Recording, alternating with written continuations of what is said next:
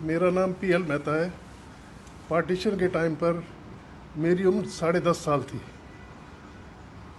हम लोग पाकिस्तान में डिस्ट्रिक्ट झेलम के रहने वाले हैं। हमारे गांव का नाम साहूवाल था, जहाँ पर हमारा एक पूरा परिवार जो है 14 फैमिली मेंबर्स रहते थे।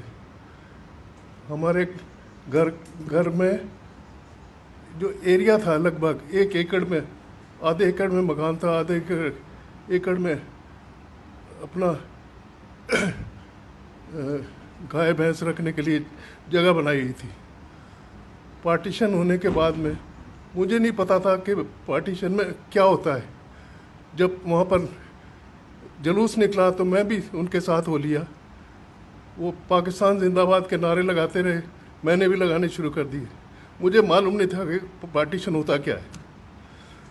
लेकिन कुछ समय बाद हमारे पिताजी के मित्र आए।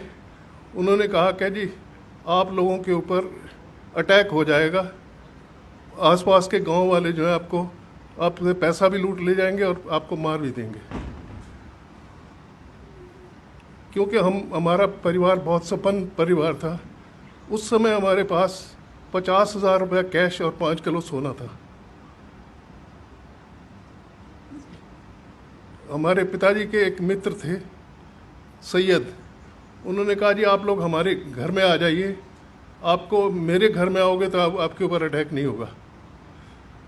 हम लोग उनके घर चले गए। फिर लोगों को कैंप ले जाने के लिए मिलिट्री ने आना शुरू कर दिया। मिलिट्री जब आई तो किसी ने हमारे पिताजी से कहा कि आपसे ये पैसे भी छीन लेंगे और आपका सोना भी ले जाएंगे। तो उन्होंने अपने मित्र के पास सारा पैसा और सोना रख दिया कि आप अगले दिन कैंप में हमें दे जाना, जो 12-14 किलोमीटर था वहाँ से। जब पिताजी कैंप में पहुँचे पूरे परिवार के साथ में, तो उन्होंने कहा ये आपके पैसा आपको मिलेगा नहीं, बिल्कुल एक पैसा नहीं आपको मिलेगा। लेकिन आप लोगों को ताज्जुब होगा, अगले दिन वो सुबह हमारे सोने से पहले उनका मित्र एक घोड़े के ऊपर खुद आया और एक घोड़े के ऊपर राशन लेकर 1 महीने का वो पिताजी के पास सारा सामान दे गया।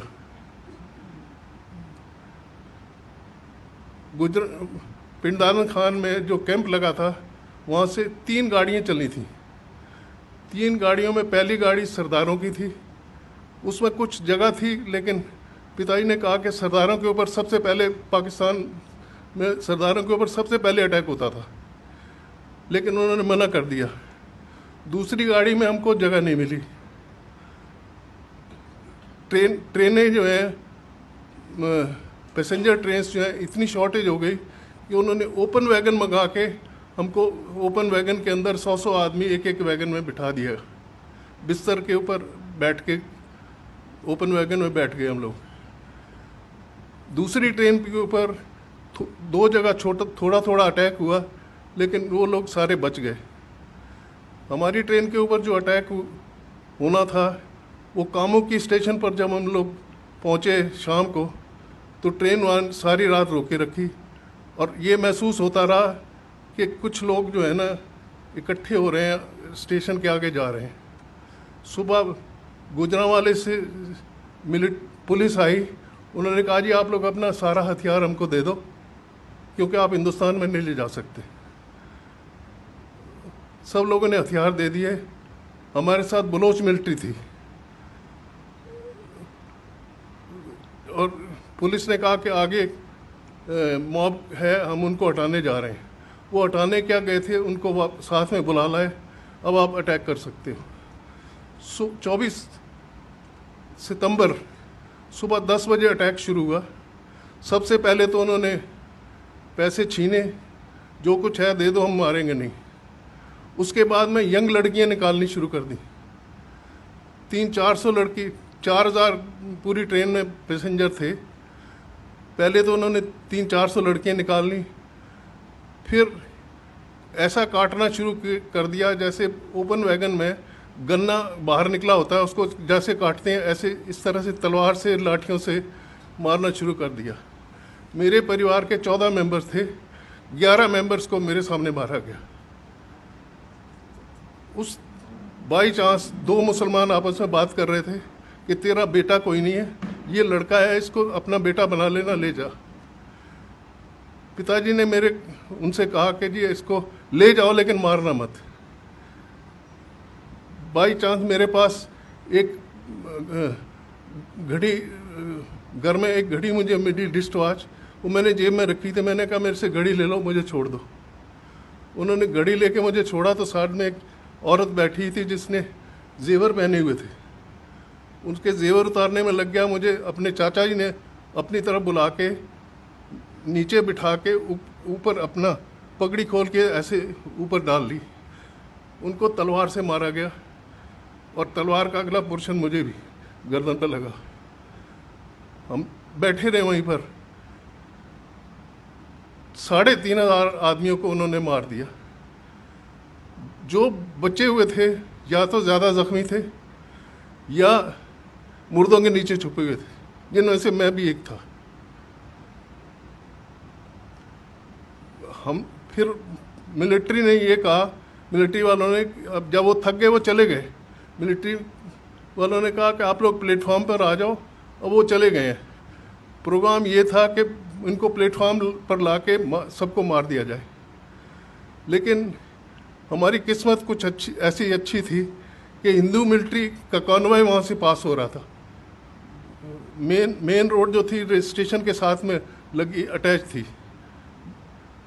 कामों की स्टेशन जो है बिल्कुल जीटी रोड के ऊपर था।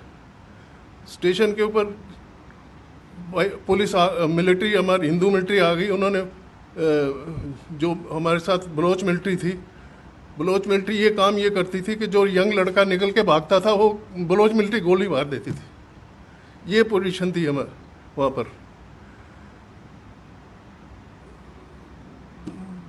उसके बाद हम लोगों को ये कंडीशन लगाई गई कि इनको हॉस्पिटल ले जाओ जितने ज़्यादा ज़ख्मी है या थोड़े बहुत ज़ख्मी है।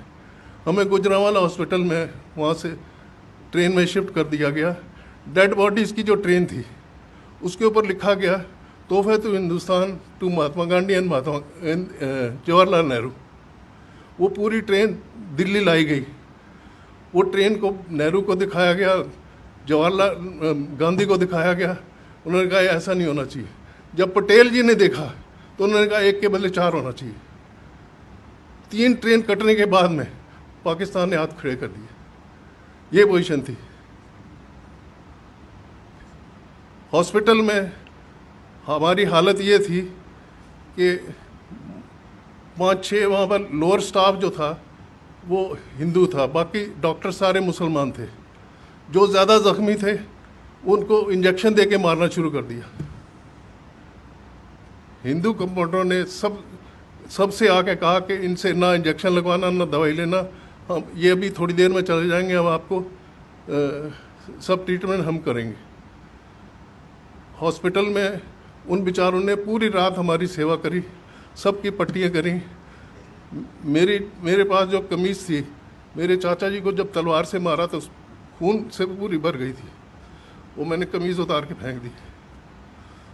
एक दिन मैं बगैर कमीज़ के रहा। हॉस्पिटल के हिंदू स्टाफ ने मुझे एक छोटी सी कमीज़ ला के दी जो मैंने पहनी। बाई चांस 2 दिन के बाद में जब हमें हिंदुस्तान शिफ्ट करना था तो फ्लड आ गए, रोड्स ब्रीच हो गई। 15 दिन हमको हॉस्पिटल में रहना पड़ा। हॉस्पिटल में हमको 1 रोटी सुबह और 1 रोटी शाम को मिलती थी, जिसके ऊपर दाल डाल के थोड़ी सी दे देते थे। लेकिन हमारी किस्मत थोड़ी सी ऐसी अच्छी थी कि 3-4 दिन के बाद में आरएसएस वालों को पता चला कि यहाँ पर ज़ख्मी आदमी आए हुए हैं। वो गोलियां चलते हुए, गोलियों के बीच में चलते हुए वो लोग हम लोगों के लिए कपड़े लेके आए, खाना लेके आए, और एक मुसलमान औरत जो है वो भी खाना बना के लाती थी। हम लोग कहते थे कि इसमें जहर होगा, ये हम नहीं लेंगे। इस वजह से 15 दिन रहने के बाद में फिर हमको ट्रकों में अमृतसर शिफ्ट किया गया। अमृतसर से हमारे मौसा जी जो थे उस समय एसपी पुलिस थे, अम्बाला के, हम लोग वहाँ आए। हम लोग जो है मेहता जो फैमिलीज़ हैं, हम लोग मियाल ब्राह्मण हैं। हमारे जितने पाकिस्तान में जितने हमारे परिवार थे, या तो मिलिट्री में थे, या पुलिस में थे, या खेती करते थे। आर्मी में हमारे पार्टीशन के बाद में भी हमारे डिस्ट्रिक्ट के 4 आर्मी जनरल्स रिटायर हुए हैं। उनमें से और 2 गवर्नर चंडीगढ़ के जो थे वो भी मेहता फैमिली से ही हैं। एक मिज़ोरम के लेफ्टिनेंट गवर्नर भी छिबर रहे हैं। पार्टीशन के बाद में हम लोग सारे हिंदुस्तान में बिखर गए। कुछ लोग व्यापार करने लगे, कुछ नौकरी करने लगे, लेकिन हम लोगों ने हार नहीं मानी। कुछ आप ये देखिए, पार्टीशन के बाद में भी हमारे आर्मी में या इंडस्ट्री में सब लोगों ने बड़ी मेहनत करके, मोहन मेकिन जो है वो भी मुयाल मेहता फैमिली से ही है। सिस्टोपिक एक कंपनी है दवाइयों की, जिनका टर्नओवर करीब 300-350 करोड़ है। उन्होंने प्रोफेसर थे चंडीगढ़ यूनिवर्सिटी में, उन्होंने अपनी कंपनी बना ली, उन्होंने दवाइयों की फैक्ट्री खोल ली। कुछ लोग फिल्म लाइन में चले गए, जैसे कि सुनील दत्त, उनका बेटा, और ओम प्रकाश, अनंत बख्शी, ये सारे मेहता फैमिली से बिलोंग करते हैं। हम लोगों ने यहाँ आने के बाद में किसी के आगे हाथ नहीं फैलाया। मैंने 15 साल की उम्र में कमाना शुरू किया था। आज मेरी उम्र 85 प्लस है और मैं अभी तक अपना बिजनेस हैंडल करता हूँ। और लेकिन पुरानी यादें बुला नहीं सकता। कश्मीर फाइल को देख के मुझे खुद महसूस होता था कि जो उनके साथ हुआ है वो हमारे साथ पहले हुआ था, उनके साथ अब हो रहा है। आप लोगों ने मेरी व्यथा सुनी, उसके लिए धन्यवाद। जो पार्टीशन के 3 आदमियों को मैं जिम्मेदार मानता हूँ, पंडित नेहरू, महात्मा गांधी और जिन्ना।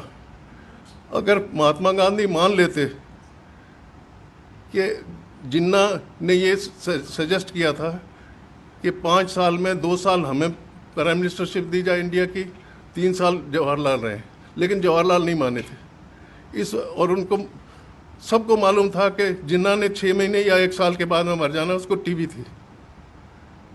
ये हालत थी। गवर्नर जनरल उसको बना दिया गया। इंडिया वालों ने पता सबसे बड़ी बेवकूफ़ी जो की, गवर्नर जनरल उन्होंने अब लॉर्ड माउंटबेटन को बना दिया क्योंकि वो नेहरू के दोस्त थे। ये बहुत सारी ब्लंडर्स ऐसी हुई हैं। जितने हमारे एजुकेशन मिनिस्टर हुए हैं पुराने, सारे मुसलमान रहे हैं। सिर्फ मुसलमानों की उनकी हिस्ट्री जो है उन्होंने रिपीट करी है। हिंदुओं के किसी महाराणा प्रताप या शिवाजी के बारे में किसी ने 2 लाइनें भी नहीं लिखी हैं। ये हमारी भारत की व्यथा है। धन्यवाद।